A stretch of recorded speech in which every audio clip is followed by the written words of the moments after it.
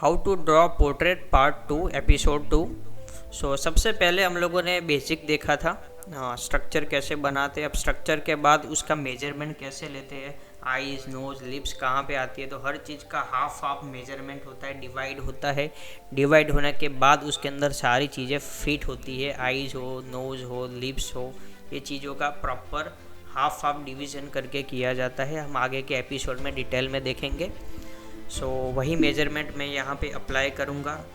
Apply करने के बाद मैं उसको ब्लॉक में डिवाइड करूँगा, ठीक है। जैसे आइज़ का जो हॉलो है वो स्केलेटन के हिसाब से ब्लॉक बनाऊँगा, ठीक है, ताकि वो डेप्थ मिले और पर्सपेक्टिव और प्रपोजन भी प्रॉपर दिखे, ठीक है, और वो 3 डायमेंशनल लुक उसमें मिले।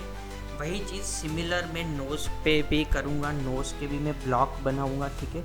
ब्लॉक मीन्स के पर्सपेक्टिव में जियोमेट्रिकल शेप को किया जाता है, ठीक है। जैसे जॉ लाइन के लिए सिलेंडर यूज होता है। सिलेंडर अगर आप फिट कर लेते हो नोज से लेके नीचे दांत तक का जो पोर्शन रहता है, तो आपको वहाँ का एकदम 3 डायमेंशनल प्रॉपर शेप मिल जाता है, जियोमेट्रिकल शेप। उसी के हिसाब से पूरा ब्लॉकिंग हमको खड़ा करना है मेजरमेंट के साथ। फिर हल्का सा मैं मिड टोन से थोड़ा सा शेड रखूँगा ताकि मुझे वो स्पेस और डिस्टेंस का आइडिया आएगा।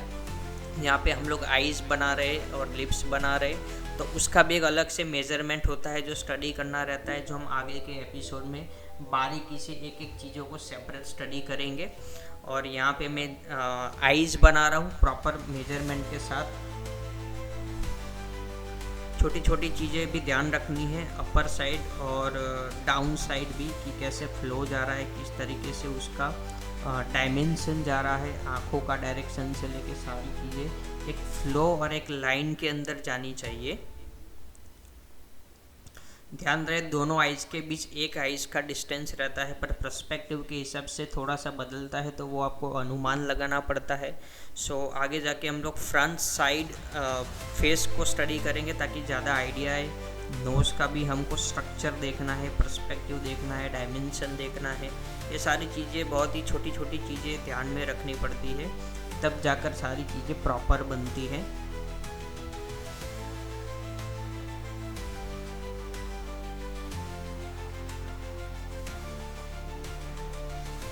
नोज़ के नीचे के पार्ट में ध्यान रखो वो ज़्यादा ओवरलैप नहीं होना चाहिए, ठीक है, वो प्रॉपर एक दूसरे से टच नहीं होता है, ठीक है। पहले अपर पार्ट और लोअर पार्ट को क्लियर किया जाता है। उसके बाद लिप्स को भी मैं ड्रॉ करता हूँ, ठीक है। लिप्स को भी डायमेंशन के हिसाब से पूरा सिलेंड्रिकल फॉर्म में ड्रॉ किया जाता है। लिप्स का वो रेफरेंस यहाँ पे बाजू में है, आपको टेक्निक समझ आएगी कि किस तरीके से ऐसे आप अलग से भी प्रैक्टिस कर सकते हो। आपको काफ़ी ज़्यादा एक्यूरेट एज मिल जाएगा। काफ़ी बेनिफिट रहेगा आपको ये तरीके से ड्राइंग करने में। धीरे धीरे मैं अपनी ड्राइंग को बिल्ड कर रहा हूँ ब्लॉकिंग के हिसाब से और प्रपोजन के हिसाब से।